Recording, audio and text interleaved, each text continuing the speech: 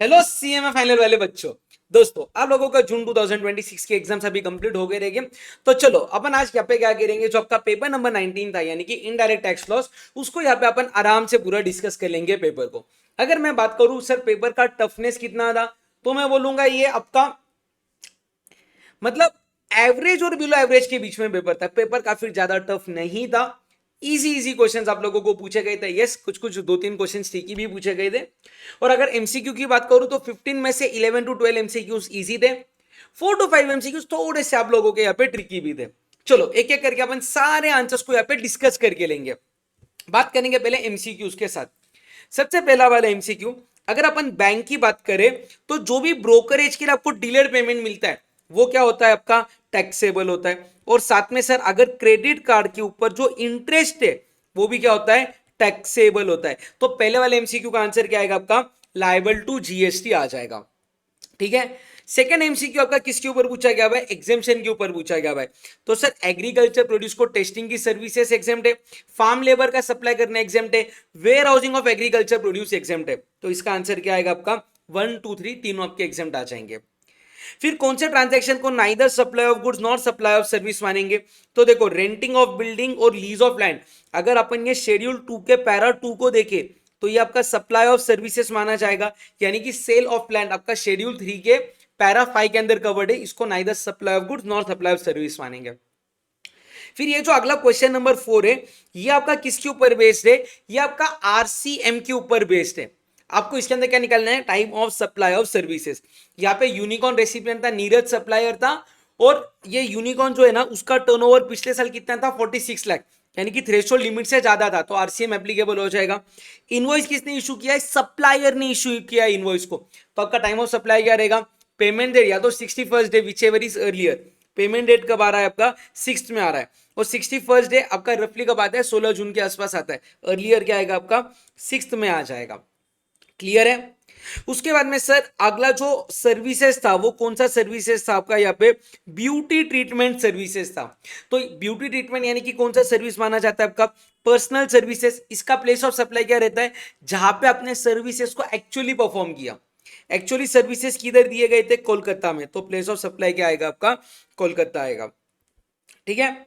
फिर सर अगर आप सप्लाई कर रहे हो प्लांट एंड मशीनरी को, तो सेक्शन 18 क्या बोलता कि आपका वैल्यू ऑफ सप्लाई क्या रहेगा, मतलब आपको जीएसटी कितना पे करना पड़ेगा, टैक्स ऑन ट्रांजैक्शन वैल्यू, या तो आपने जितना आईटीसी क्लेम किया था माइनस करो 5% पर क्वार्टर और देर ऑफ।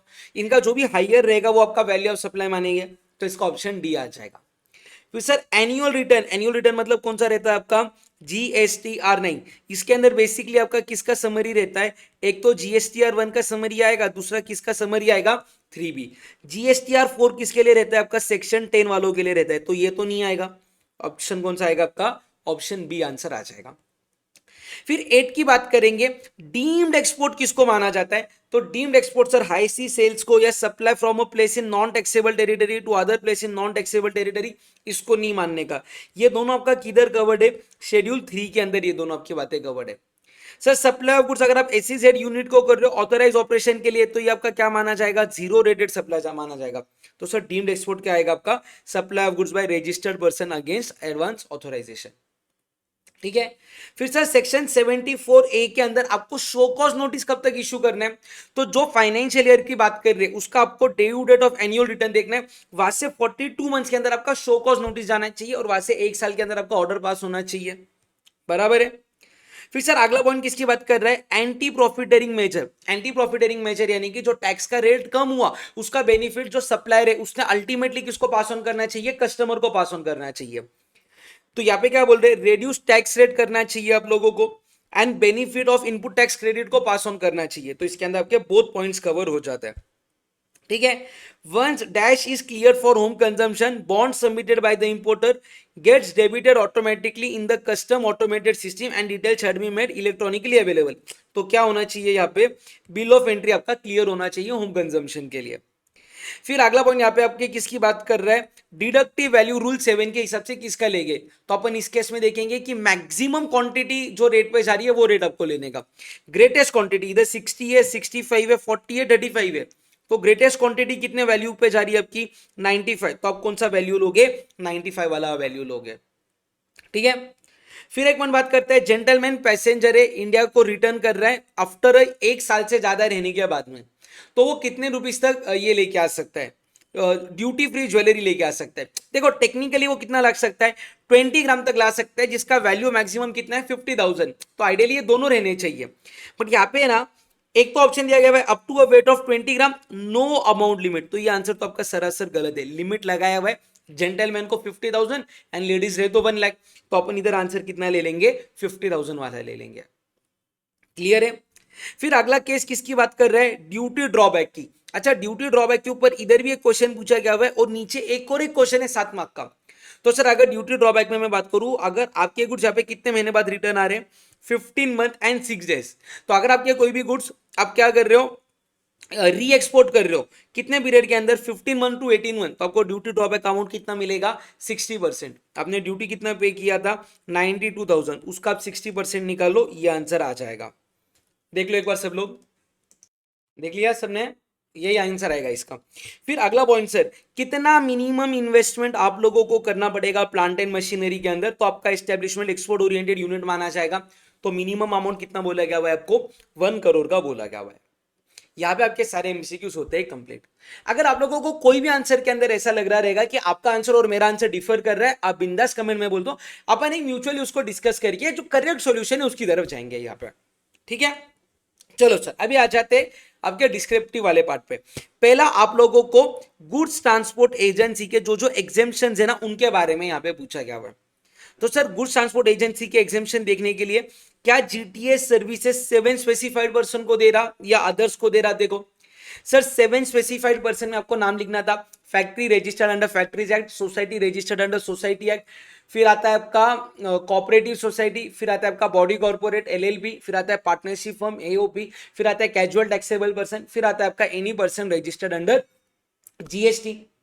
तो इनको अगर सर्विसेज दिए तो आरसीएम लगेगा, और अगर आप लोग सर्विसेज किसी भी अदर पर्सन को दे रहे हो, मतलब unregistered person, unregistered casual taxable person, या गवर्नमेंट का डिपार्टमेंट एजेंसी जिसका इनकॉर्पोरेशन सिर्फ और सिर्फ सेक्शन 51 में टीडीएस के लिए हुआ है, उनको सर्विसेज दी तो क्या हो जाएगा, एग्जेम्प्ट हो जाएगा। ठीक है, फिर उसके बाद में सर आगे एक और एक क्वेश्चन जीएसटीआर 9 के बारे में, तो ये वाला आपका एमसीक्यू का पार्ट भी था और अगेन डिस्क्रिप्टिव के अंदर भी पूछा गया हुआ है। तो सर जीएसटीआर 9 किसको फाइल नहीं करना है, तो जो लोगों को जीएसटीआर 1 एंड 3 भी फाइल नहीं करना है उनको ही 9 फाइल नहीं करना है, एक्सेप्ट आपका कैजुअल टैक्सेबल पर्सन, यानी कि कैजुअल टैक्सेबल पर्सन को जीएसटीआर 1 एंड 3 भी फाइल करना है बट 9 को फाइल नहीं करना है। तो किस किस को फाइल नहीं करना है, अगर आपने रजिस्ट्रेशन सिर्फ टीडीएस के लिए लिया है सेक्शन 51 के अंदर तो आपको एनुअल रिटर्न फाइल नहीं करना है। अगर आपका रजिस्ट्रेशन टीसीएस के लिए हुआ है तो आपको जीएसटीआर 9 फाइल नहीं करना है, उनके लिए 9 भी फॉर्म होता है। फिर अगर आपका रजिस्ट्रेशन सेक्शन 10 के अंदर है तो आपको जीएसटीआर 9 फाइल नहीं करना है। Non resident taxable person, casual taxable person, input service distributor, OIDR वाले, इनको जीएसटीआर 9 फाइल नहीं करना है। साथ में एक पर्सन जिसका aggregate turnover up to 2 crore rupees है उसको जीएसटीआर 9 फाइल नहीं करना है, बराबर है। और कौन सा डेटा ऑटो पॉपुलेट होता है आपका जीएसटीआर 9 के अंदर, आपका डिटेल्स जो अपने जीएसटीआर 1 और 3B में फर्निश किए हैं वो आपके 9 में ऑटो पॉपुलेट हो जाएंगे। ये था आपका question number 2A and B। अगले क्वेश्चन की तरफ आएंगे। अगले क्वेश्चन के अंदर पहले ही देख के चलो, अमाउंट ऑफ टैक्सेबल सप्लाई जिसके ऊपर टैक्स पे करना है एनजी श्रीनिवासन को for the month of October 2025, वो पूछा गया हुआ है। अपन देखेंगे सबसे पहले उसने कौन सी सर्विसेज दी, pre conditioning, pre cooling, ripening of fruits जिसके अंदर उसके इसेंशियल कैरेक्टरिस्टिक सेम रहते, तो ये सर्विसेज आपकी एग्जेम्प्ट है। फिर आपने सिक्योरिटी सर्विसेज लिए बीसी केबीसीएल सिक्योरिटी सर्विसेज, एक प्रोप्राइटरशिप फर्म से जो सेक्शन 10 के अंदर रजिस्टर्ड है। अगर मैं बात करूं सिक्योरिटी सर्विसेज कोई भी पर्सन दे रहा है सेक्शन 9 वाले पर्सन को, तो इसको आरसीएम पे टैक्स पे करना है। अभी आप यहाँ पे जीएसटी के अंदर रजिस्टर्ड हो as a regular taxpayer, मतलब आप सेक्शन 9 में रजिस्टर्ड हो, तो यहाँ पे आपने जो इनवर्ट सप्लाई लिया आपको उसके ऊपर आरसीएम बेसिस पर टैक्स देना पड़ेगा, ये 35,000 पे, बराबर है। फिर अगर आपने आपका लैंड को रेंट पे दिया for agriculture produce, agriculture includes rearing of all life forms of animals, तो आपने अगर ये फिश फार्मिंग के लिए दिया तो ये अमाउंट आपकी एग्जेम्प्ट हो जाएगी। फिर बाद में आपको क्या मिल रहा है, प्राइस लिंक सब्सिडी मिल रहा है from other than government, other than government से प्राइस लिंक सब्सिडी रहेगा तो वैल्यू ऑफ सप्लाई के अंदर इंक्लूड होता है, ये अपन ने सेक्शन 15(2)E के अंदर देखा हुआ है, बराबर है। फिर अगर आप लोग कोई भी सर्विसेज दे रहे हो नेशनल टेस्ट एजेंसी बोल के, जिसके अंदर आप लोग एंट्रेंस एग्जामिनेशन कंडक्ट करवा रहे हो, तो ये सर्विसेज आपकी एग्जेम्प्ट है। फिर अगर आप लोग रूम दे रहे हो हेल्थ केयर सर्विसेज के अंदर, अमाउंट कितना है 4600, यानी कि लेस देन 5000 हो गया ये आप लोगों का, तो ये अमाउंट क्या हो जाएगा आपका, एग्जेम्प्ट हो जाएगा, बराबर। फिर अगला पॉइंट किसकी बात कर रहा है, आप सर्विसेज दे रहे हो as a agent of business correspondent to business correspondent, तो ये सर्विसेज आपकी क्या हो जाएगी, टैक्सेबल हो जाएगी, यहाँ पे एग्जेम्पशन नहीं है। तो ये रहा आपका क्वेश्चन नंबर 3A का आंसर, ये सारे पॉइंट उसके अंदर आने चाहिए। फिर बात करेंगे 3B के ऊपर। 3B किसकी बात कर रहा है, आपको आईटीसी कितना मिलेगा in the month of November 2025। तो सबसे पहला आपने परचेस किया है ओरिजिनल इक्विपमेंट मैन्युफैक्चरर से सर्टेन इक्विपमेंट को एक्स वर्क्स कॉन्ट्रैक्ट के ऊपर या एक्स वर्क्स बेसिस पे। तो यहां पे क्या बोलते हैं कि जिस दिन सप्लायर ने गुड्स ट्रांसपोर्टर को दे दिए उस दिन माना जाएगा गुड्स रेसिपिएंट को मिल गए।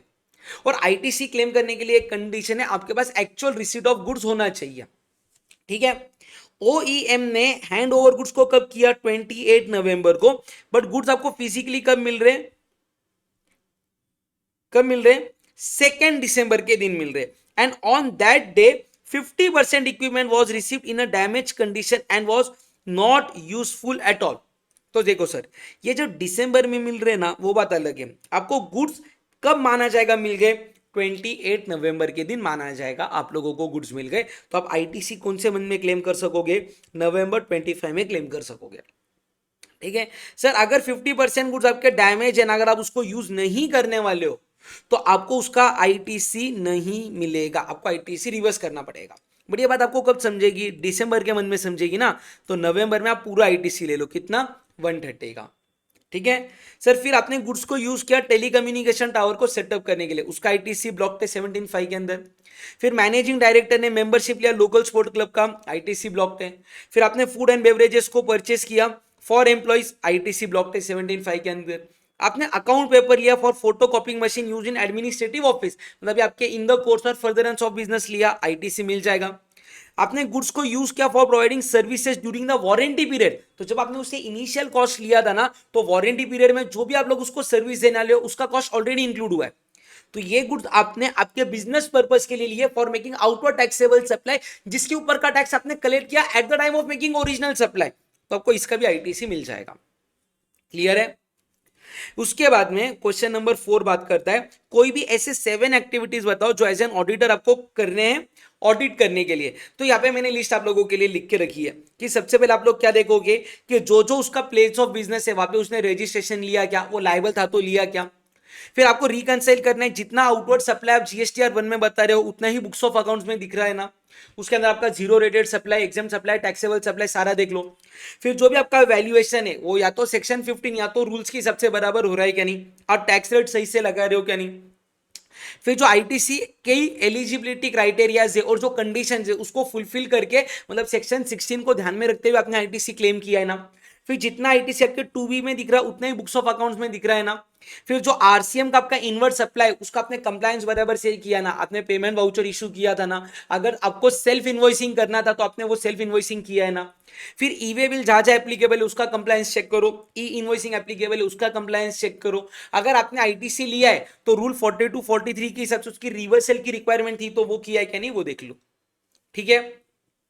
फिर अगला पॉइंट किसकी बात करता है, यहाँ पे एक बात करता है आपका supply of external storage battery with UPS. तो ये केस आपका किधर आया था, यह आया था आपका स्विचिंग एवो इलेक्ट्रो पावर लिमिटेड के केस में कि सर देखो अगर आप यूपीएस को सप्लाई कर रहे हो तो अगर बैटरी आपकी बिल्ट इन है तो उसको कंपोजिट सप्लाई मानेंगे, बट सर अगर आप लोग एक्सटर्नल बैटरी को दे रहे हो यूपीएस के साथ में तो अपन उसको मिक्स सप्लाई मानेंगे। यहां पे क्या बोला गया हुआ है, आपने यूपीएस के साथ में कौन सा स्टोरेज दिया हुआ है, एक्सटर्नल स्टोरेज यानी कि एक्सटर्नल बैटरी दी है, तो ये आपका क्या बोल के क्लासीफाई हो जाएगा, मिक्स सप्लाई बोल के क्लासीफाई हो जाएगा, ठीक है। अभी क्वेश्चन नंबर 5A ये बात करता है आपका टाइम ऑफ सप्लाई के बारे में। किसके बारे में बात करता है, टाइम ऑफ सप्लाई के बारे में। और ये वीडियो अगर आपने अभी तक देखा है ना तो छोटा सा एक लाइक तो कर दो ना, और ये चैनल के ऊपर अगर नवे हो तो प्लीज सब्सक्राइब कर दो, क्योंकि यहाँ पे हम लोग ढेर सारा सीएमए का कंटेंट लेके आने वाले हैं, ढेर सारा, आपको फाउंडेशन लेवल से लेके फाइनल लेवल तक, रिवीजन वीडियो से लेके मैराथन से लेके लास्ट डे स्ट्रेटेजी, ये सब सब सब चैनल पे मिलने वाला है। तो जल्दी से चैनल को लाइक कर दो, सब्सक्राइब कर दो, ठीक है। और अगर आपको कुछ भी ये पेपर के अंदर ऐसे लग रहा है कि आपका और मेरा आंसर डिफर करे तो कमेंट कर दो, अपन उसको भी यहाँ पे देख लेंगे। अभी देखो दोस्तों, क्वेश्चन नंबर 5A के अंदर आपको टाइम ऑफ सप्लाई निकालना है।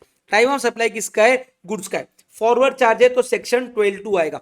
12(2) में अपन क्या देखते हैं? इनवॉइस डेट और last date of invoice, whichever is earlier, whichever is earlier.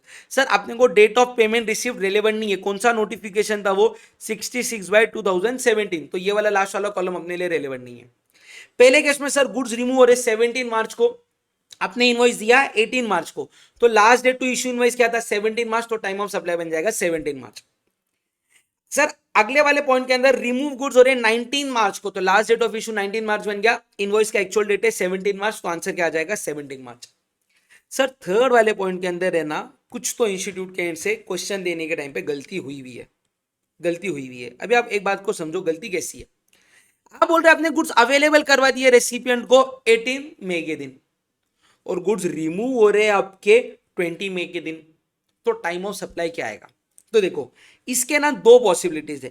अगर मैं मानूं कि ये इंस्टीट्यूट ने गलत लिखा हुआ है, तो ये दोनों डेट्स को ये करो, कंपेयर करो।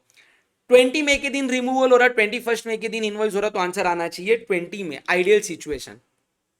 सर ऐसा भी हो सकता है आपने गुड्स को अवेलेबल करवा दिया 18 मई को, 18 मई को आपने गुड्स को हैंड ओवर कर दिया, किसको? रेसिपिएंट को। रेसिपिएंट ने गुड्स आप ही के जगह पे रखे एंड वो उसको रिमूव कब कर रहा है? 20 में। तो सर इस केस में गुड्स आपने मेड अवेलेबल करवा दिए थे 18 मई के दिन, तो आंसर क्या आना चाहिए? 18 में।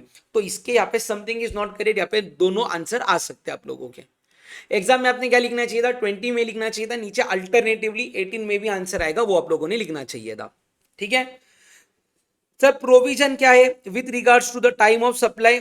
अगर गुड्स का मूवमेंट है तो लास्ट डेट ऑफ इनवॉइस और actual invoice date, whichever is earlier, बराबर है। फिर अगला क्वेश्चन था आपका वैल्यू ऑफ सप्लाई के अंदर, जिसके अंदर आपका फॉरेन एक्सचेंज की बात चालू थी।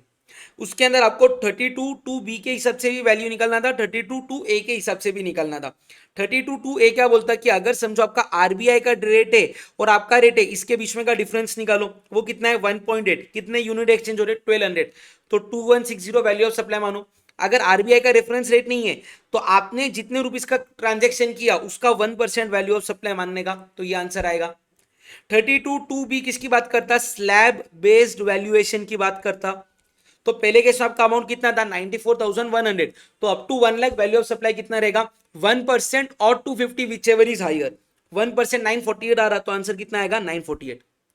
सेकेंड केस में आंसर कितना, वैल्यू कितना है? 2,02,800, तो 0 से लेके 1 लाख तक वैल्यू ऑफ सप्लाई कितना रहता है? 1%। 1 लाख से लेके 10 लाख तक वैल्यू ऑफ सप्लाई कितना रहता है? 0.5%। अबाउट 10 लाख आपका कितना रहता है? वो 0.1%। तो सर देखो अपन ने 1 लाख तक 1% 1000 ले लिया, तो 1 लाख से अबव, मतलब 1 लाख से 2,02,800 पे जाने के लिए कितना अमाउंट बचता? 1,02,800। उसका कितना लेंगे अपन? 0.5%। वो कितना था? 514। तो टोटल वैल्यू ऑफ सप्लाई कितना आ गया? 1514, बराबर है। फिर क्वेश्चन नंबर 6A किसकी बात करता है? यहाँ पे ये कस्टम्स की बात करता है, ठीक है। मैं समरी आप लोगों को बता देता हूँ क्या है इस केस के अंदर। यहाँ पे एक कंपनी थी, कंपनी ने x bond bill of entry को फाइल किया होम कंजम्पशन के दिन, ठीक है। एंड उस दिन जो भी रेट था उसके बेसिस पे उन्होंने पेमेंट कर दिया। प्रॉपर ऑफिसर ने ऑर्डर भी पास कर दिया होम कंजम्पशन के क्लियरेंस के लिए, बट क्योंकि ये हाईली इन्फ्लेमेबल नेचर था कमोडिटी का, इंपोर्टर ने ना परमिट, मतलब इंपोर्टर ने क्या बोला कि थोड़े दिन के लिए गुड्स को वेयर हाउस में रख दो, तो गुड्स को वेयर हाउस में रख दिया, बट अभी ये गुड्स आपके वेयर हाउस गुड्स नहीं माने जाएंगे, वेयर हाउस गुड्स नहीं माने जाएंगे, क्योंकि आपकी bill of entry for home consumption pass हुआ है, यानी कि ये गुड्स आपके डोमेस्टिक क्लियरेंस के लिए पास हो चुके हुए, सिर्फ आपने उसको टेम्परेरी वेयर हाउस के अंदर रखा हुआ है। अच्छा, अभी गुड्स जब आपके वेयर हाउस से निकल रहे ना, तो रेट ऑफ ड्यूटी क्या हो गया है? रिवाइज अपवर्ड हो गया, यानी कि आपका ड्यूटी क्या हो गया इस केस में? इंक्रीज हो गया। तो डिपार्टमेंट क्या बोल रहा कि क्योंकि रेट इंक्रीज हो गया तो हम आपसे ना हायर अमाउंट रिकवर करेंगे, चलेगा क्या? आंसर नो है। देखो डिपार्टमेंट का स्टेटमेंट वैलिड नहीं है। सेम केस हुआ था आपका यहाँ पे उन्होंने क्या बोला गया था कि अगर एक बार गुड्स आपके बिल ऑफ एंट्री पास हो गई होम कंजम्पशन की, अगर आपने उसको टेम्पररी वेयर हाउस में रखा है एंड बाद में अगर रेट बढ़ रहा है तो आप इंक्रीज अमाउंट को नहीं ले सकते हो। ठीक है, वो इसका आंसर था।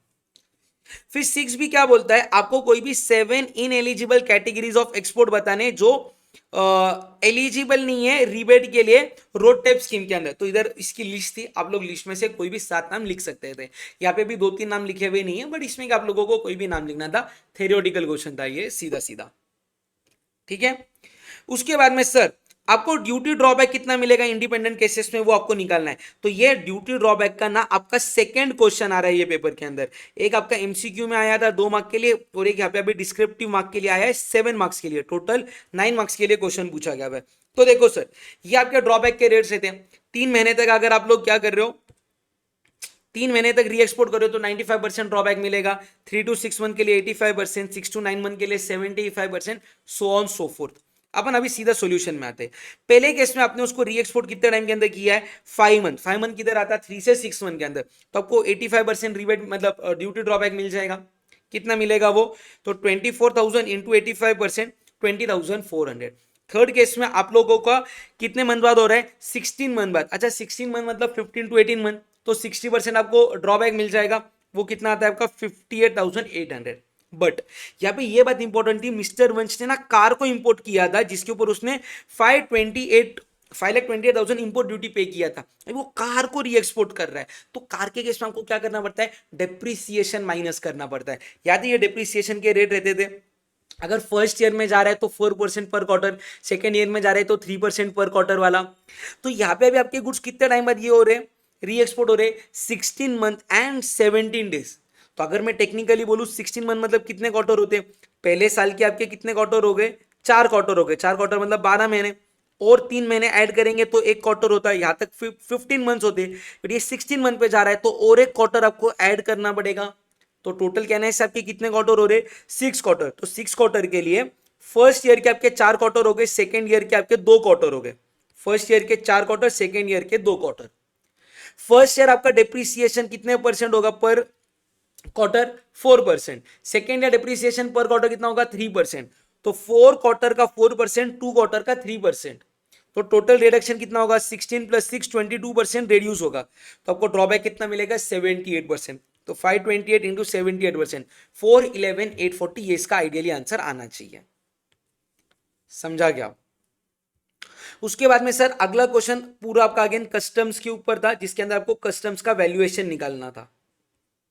अगले क्वेश्चन में क्या करना था आप लोगों को, यहाँ पे कस्टम्स का वैल्यूएशन निकालना था। उसके लिए आप लोगों को सबसे पहले CIF वैल्यू दिया था, उससे आप FOB निकाल लो। तो CIF में से आपने इंश्योरेंस और फ्रेट को माइनस किया, कितना आया वो 42,800 आपका FOB आया। बट आपने डिजाइन एंड पेटेंट चार्जेस को पे किया था फ्रांस में। अच्छा फ्रांस क्या है, जहां से आप लोग मतलब इंडिया के बाहर आपने पेमेंट किया था, तो ये आपके एडजस्टेड FOB का पार्ट फॉर्म करेगा। तो आपका एडजस्टेड FOB कितना आ गया, 45,300। अभी क्योंकि आपका ये फ्रेट एयर में पे किया है, तो आपको इसका क्या करना पड़ेगा, 20%, सॉरी ये अमाउंट और 20% of adjusted FOB, which ever is lower, उतना फ्रेट लेना पड़ेगा। तो इसका एडजस्टेड FOB का 20% कितना आ रहा है, 9060, वो ले लो। इंश्योरेंस को ऐड कर दो 2700, तो आपका CIF कितना आ गया, 57030, बराबर है। फिर एक्सचेंज रेट अपन किस दिन का लेंगे, जिस दिन आपने बिल ऑफ एंट्री को फाइल किया, और रेट किसका लेंगे, CBIC का। तो 20 बिल ऑफ एंट्री का फाइल और आपका 26 सितंबर, CBIC का रेट था 81, तो आपका कैलकुलेशन अभी 81 रुपीज से होगा। और आपको रेट ये हो गया आपका एक्सचेंज रेट। बट ड्यूटी का रेट कौन सा लेना है, तो जिस दिन अराइवल हुआ या जिस दिन बिल ऑफ एंट्री फाइल किया, whichever is later. Bill of entry कब जा रहा है, 26 सितंबर, अराइवल कब हो रहा है, 21 अक्टूबर। तो जो आपका रेट ऑफ ड्यूटी है वो लेने का अराइवल रेट कितना था, 15%। तो देखो 57060 ये आपका फॉरेन करेंसी के अंदर अमाउंट आ गई। एक्सचेंज रेट लोगे बिल ऑफ एंट्री के दिन का, वो कितना था 81, तो मल्टीप्लाई बाय 81 करोगे, INR में अमाउंट आ गया। इसका BCD कितना आएगा, 15%। 15% कौन से दिन का रेट है, जिस दिन आपका अराइवल हुआ था। तो ये आपका BCD का कैलकुलेशन आता है। ठीक है, चलो लास्ट क्वेश्चन अब यहाँ पे बात करेंगे। क्वेश्चन नंबर 8A के अंदर सबसे पहले किसकी बात की गई है, ई वे बिल के रिक्वायरमेंट्स की बात की गई है। इसके अंदर सबसे पहला वाला, किसकी बात कर रहा है कि आपने पहले गुड्स को सप्लाई किया था 48,000 के प्लस 18% जीएसटी, तो 48,000 प्लस 18% कितना आता है वो 56,640। अमाउंट कितने से ज्यादा है 50,000 से ज्यादा है, और गुड्स अभी आपको रिटर्न आ रहे, मतलब गुड्स का मूवमेंट हो रहा बाय एनी रीजन, तो आपको यहाँ पे ई इनवॉइसिंग करना पड़ेगा। Case number 1। केस नंबर 2, आपने गुड्स ऑफ 40,000 को फ्री ऑफ कॉस्ट सेल किया है फ्रॉम सलीम टू कोयम्बतूर, दोनों तमिलनाडु के अंदर है, और क्योंकि वैल्यू आपका 50,000 से कम है तो ई वे बिल नहीं आएगा इस केस में, है ना। थर्ड केस, गुड्स 90,000 के ट्रांसफर हो रहे सलीम हेड ऑफिस से उसके ब्रांच में सेम स्टेट के अंदर, मूवमेंट हो रहा है, अमाउंट 50,000 से ज्यादा है, ई वे बिल को बना दो, ठीक है। फिर कंसाइनमेंट है 1,20,000 का, सलीम तमिलनाडु से बेंगलोर जा रहा था, ई वे बिल जनरेट किया था, और एन रूट क्या हो गया, वो व्हीकल ब्रेकडाउन की वजह से आपका कंसाइनमेंट टाइम पे पहुंचा नहीं। अभी आपको क्या करना है, आप एक्सटेंशन के लिए एप्लीकेशन कर दो विद इन 8 आवर्स, और व्हीकल ब्रेकडाउन हुआ था वो रीजन को आप मेंशन कर देना, ठीक है। फिर कंसाइनमेंट आपका 65,000 रुपीज का, अब उसको सलीम से लेकर ट्रिची को ट्रांसपोर्ट कर रहे हो, ट्रांसपोर्टर ने पार्ट ए को जनरेट किया बट वो पार्ट बी को नहीं भरा, चलेगा क्या, आंसर इज नो, चलेगा नहीं। अगर आपका अमाउंट 65,000 से ज्यादा है तो आपको पार्ट बी भरना पड़ेगा। हाँ, अगर ये आपका 50 किलोमीटर से कम रहता तो पार्ट बी नहीं भरोगे तो भी चलेगा, बट किलोमीटर दिया गया हुआ नहीं है, तो आपका आंसर आना चाहिए कि आपको पार्ट बी को यहाँ पे अपडेट करना पड़ेगा, ठीक है।